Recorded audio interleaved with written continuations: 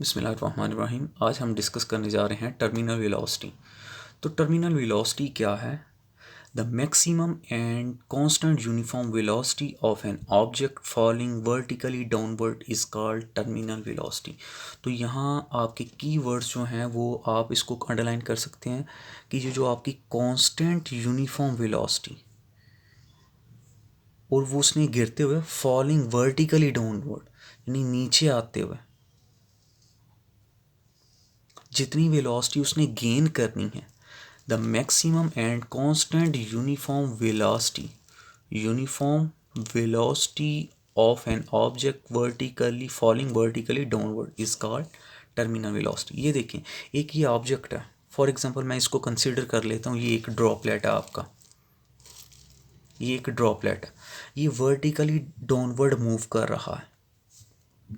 अब इस ड्रॉपलेट का कुछ मैस भी होगा, इस ड्रॉपलेट को मैस को मैं कह देता हूँ, ये बेसिकली मैस इसका m है, तो इसका वेट उसको नीचे की तरफ मूव करवाएगा, तो weight is equal to mg होगा।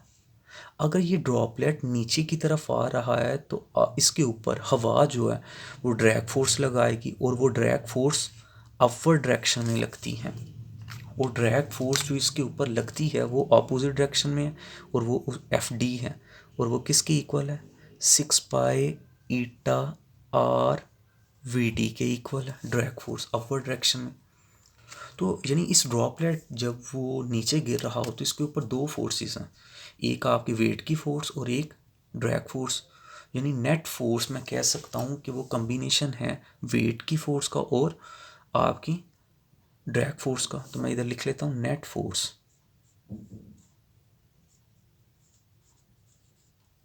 Is equal to weight minus drag force, क्योंकि ये दोनों फोर्सेस अपोजिट डायरेक्शन में, इसलिए माइनस साइन यूज़ किए इधर, ये ऐसे आ गया। अब ये देखें, नेट फोर्स को मैं एफ से शो कर लेता हूँ, और वेट जो है वो आपका एम जी, ड्रैग फोर्स जो है वो 6 pi eta r v t, ये आ गया आपका। अब ये देखें, according to Newton second law F equal to m में, तो ये आ गया m g minus 6 pi eta r v t, ये न्यूटन सेकेंड लॉ के accordingly F equal to m में। तो अब ये देखें, जो मैंने डेफिनेशन यूज़ की थी, मैंने डेफिनेशन में इधर की वर्ड कहा था कांस्टेंट यूनिफॉर्म वेलोसिटी। जब वेलोसिटी यूनिफॉर्म हो तो आपका एक्सेलरेशन क्या होता है? वो कांस्टेंट रहता है, यानी ज़ीरो हो जाता है। तो इधर आपका जो ए है वो ज़ीरो हो जाएगा, तो इस ज़ीरो को इधर पुट करें अंदर। जब ज़ीरो को इधर आप पुट करेंगे तो ये आपका m g minus 6 pi eta r v t, ये आ गया, ये सारा ज़ीरो हो जाएगा। तो zero equal to m g minus 6 pi eta r v t, ये रह गया। अब ये देखिए, जब ये माइनस की टर्म है ये दूसरी तरफ जाकर पॉजिटिव हो जाएगी, तो ये आ जाएगी 6 pi eta r v t equal to m g, ये आ गया। आपने यहाँ निकालनी क्या है? टर्मिनल वेलोसिटी निकालनी है, वी टी निकालनी है। टॉपिक है आपका वी टी फाइंड आउट करना, ये टर्मिनल वेलोसिटी। तो ये देखें, इसको मैं सेपरेट कर लेता हूँ, एम जी इधर 6 पाई ईटा आर जो है वी टी के साथ मल्टीप्लाई हो रहे हैं, तो अपोजिट साइड पे जाकर डिवाइड हो जाएंगे।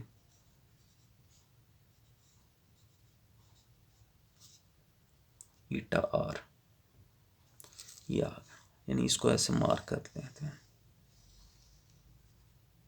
अब इस फॉर्मूले से आप ये देखें कि आपका जो जी है ये भी कांस्टेंट है, 6 पाई ये भी कांस्टेंट है, ईटा भी कांस्टेंट है, आर भी, जो आपका ड्रॉपलेट हो उसका रेडियस भी कांस्टेंट है। तो ये सारी चीज़ें तो आपकी कांस्टेंट है। यानी इधर अगर आपको ये m का पता हो, ये m क्या है? Mass of droplet. ये जो m है ये मैस ऑफ ड्रॉपलेट है। अगर आपको इस मैस का पता हो तो आप इजीली फाइंड आउट कर सकते हैं टर्मिनल वेलोसिटी। तो आपका टारगेट है अब ये मैस ऑफ ड्रॉपलेट, तो वो मैस ऑफ ड्रॉपलेट कैसे निकालना है वो देखते हैं। ये देखते, तो ये मास ऑफ ड्रॉपलेट निकालने के लिए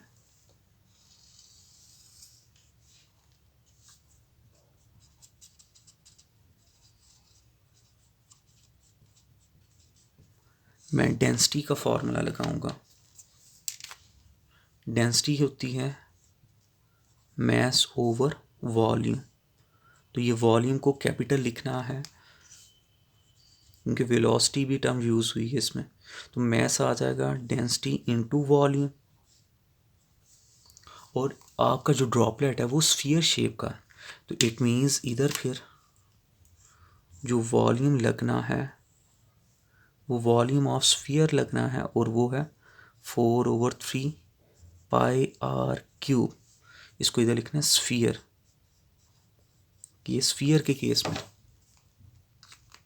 अब ये देखिए, मैं इधर वॉल्यूम को यहाँ पुट कर दूंगा, तो ये मास आ जाएगा डेंसिटी इंटू 4/3πr³।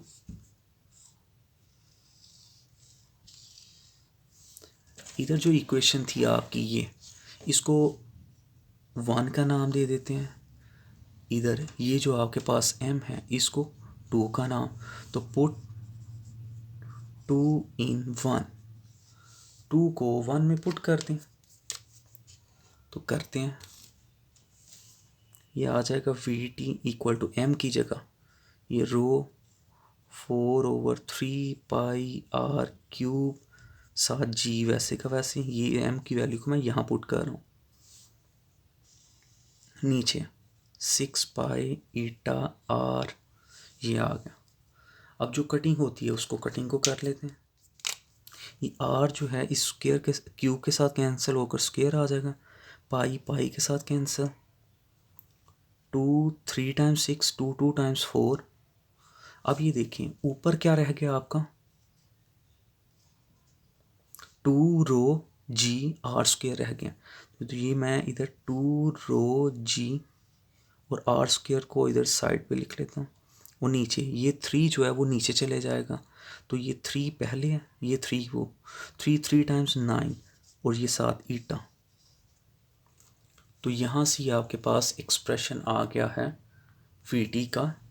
वो क्या आया है, 2 rho ji are square over 9 ईटा। तो यहाँ ये देखें 2 रो जी ओवर 9 ईटा, ये सारा आपका कांस्टेंट है। चेंज क्या होगा आपका आर। तो यहाँ से एक आपका एक्सप्रेशन, लास्ट एक्सप्रेशन आपने नोट करना है, और वो ये है कि आपका जो रेडियस है टर्मिनल वेलोसिटी, वो रेडियस के साथ रेडियस के स्क्वायर के डायरेक्टली प्रोपोर्शन है। और इसको आपने मार्क कर लेना है MCQs, very very important MCQs। ये ऐसे आ जाता है Vt is direct proportion to r, ये r स्क्वायर r³ या √r लिख देगा। तो ये आपका राइट ऑप्शन होगा, Vt directly proportion to r square. और ये टर्मिनल वेलोसिटी का ये formula 2 rho g over 9 eta r square, ये आपको डायरेक्ट भी याद होना चाहिए, इससे आपका न्यूमेरिकल होगा। क्लियर हो गया। ये था आपका टर्मिनल वेलोसिटी का टॉपिक। अगर आपको इसमें से कोई क्वेश्चन हो जो क्लियर ना हुआ हो तो आप वो पूछ सकते हैं। इधर आप इसी तरह इसमें एक एग्जांपल ये भी है कि आप जो टेनिस बॉल है उसको भी ब्लोअर के थ्रू सस्पेंडेड कर सकते हैं हवा में।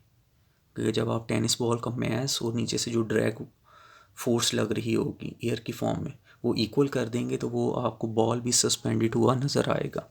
तो ये भी इसकी डेरिवेशन में है, इस पॉइंट के ऊपर हम डिस्कस कर सकते हैं। तो ये था आज का आर्टिकल टर्मिनल वेलोसिटी। अल्लाह हाफिज़।